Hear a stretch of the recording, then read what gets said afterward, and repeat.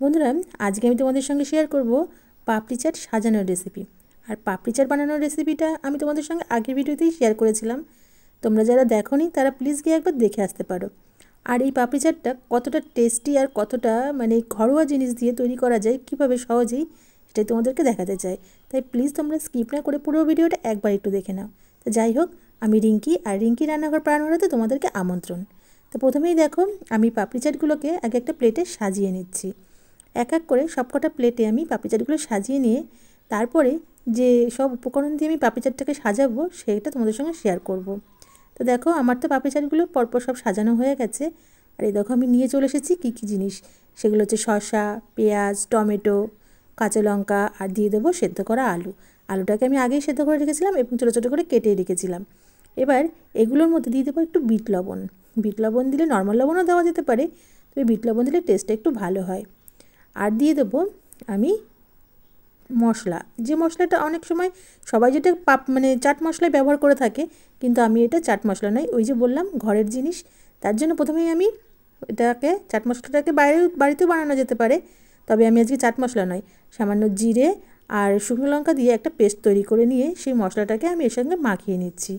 তোমরা চাইলে এই উপকরণগুলো আলাদা আলাদাভাবেও দিতে পারো, তবে আমার মনে হলো এগুলো সব একসঙ্গে করে নিলে জিনিসটা দিতেও তো সুবিধা হবে আর তাড়াতাড়িও কাজটা হবে। কেননা ঘরের সবাই কিন্তু বসে আছে খাওয়ার জন্য, কত তাড়াতাড়ি আমি এটাকে পরিবেশন করবো ওদেরকে। আর দেখো, সব কিছু মাখিয়ে নিয়ে এরপরে পাপড়ি চাটের পাঁপড়গুলোর উপর দিয়ে সব সাজিয়ে দিলাম। আর এগুলো সাজানোর পরে আমি একটু মশলা, যেটা আর কি ধরো সসটাকে আগে একটু দিয়ে ভিজিয়ে নিলাম। আর তারপরে দিয়ে দিলাম টক দই। টক দইটাও কিন্তু ঘরেই করা, এটাকে তোমরা ঘরে করে নিয়েই টক দইটা ইউজ করতে পারো।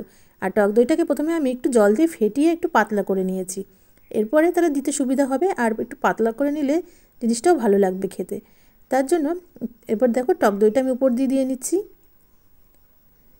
আর টক দইটা দেওয়ার পরে এরপরে আমি দিয়ে দেবো যেটা চাটনি, সেই চাটনিটা।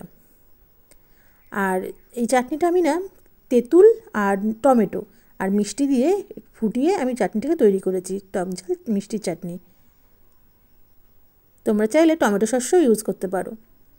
তা আমি টক ঝাল মিষ্টি চাটনিটা তৈরি করে এরপর দিয়ে দিলাম। এরপরে দিয়ে দেবো আমি একটু ঝুরি ভাজা নয়, সিমুই ভাজা। এটাকে যেমন ওই যে সিমুইগুলোর যে ছোটো ছোটো গুড়ি গুড়ি যে ভাজাটা হয়, সেই ভাজাটা। এটা কিন্তু পাপড়ি চাটের উপর দিতেই হবে, তা না হলে কিন্তু টেস্টটা খুলবে না। তাহলে প্রথমে গেল, আমি দিলাম সমস্ত রকম সবজিগুলো, পেঁয়াজ, টমেটো, এগুলো দিলাম, আলু, তারপরে দিলাম টক দই, তারপরে দিলাম টক ঝাল মিষ্টি চাটনি, আর দিয়ে দিলাম ঝুরি ভাজাগুলো।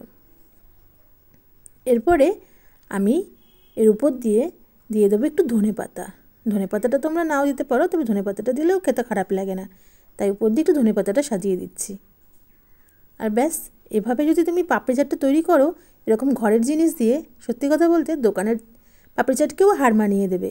আর এটা একদমই পুরো খুব হেলথের জন্য খুবই কোনো ক্ষতি হবে না, কেননা আমরা ঘরের জিনিস দিয়ে এটাকে তৈরি করছি। আর দেখতেই পাচ্ছ কত সুন্দর আর কতটা লোভনীয় হয়েছে খেতে। তা চলো, তোমাদেরকে একবার এটা খেয়ে দেখাই। দেখতে পাচ্ছ কেমন কড়মড়ে আওয়াজ হয়েছে? হ্যাঁ, পাপড়ি চাটটাও কিন্তু খুব কুরকুরে হয়েছে। তোমরা কিন্তু অবশ্যই গিয়ে একবার ভিডিওটা দেখে এসো। পাপড়ি চাটের ছোটো ছোটো টিপস সহ একটা ভিডিও শেয়ার করেছিলাম, এতে কিন্তু দুর্দান্ত হয়েছে। তো বন্ধুরা, তোমাদের এই রেসিপিটা কেমন লাগলো? আমাদের সকলের তো খুব ভালো লেগেছে, আশা করি তোমাদেরও ভালো লেগেছে। তো বন্ধুরা, চলো আজকে এই পর্যন্তই, দেখা হবে আবার নেক্সট ভিডিও। আর হ্যাঁ, আমার নতুন বন্ধুদের কাছে অনুরোধ রইল, প্লিজ তোমরা আমার চ্যানেলটাকে সাবস্ক্রাইব করে অল বাটনটা ক্লিক করে দিও, এবং সকলে খুব খুব খুব ভালো থেকো।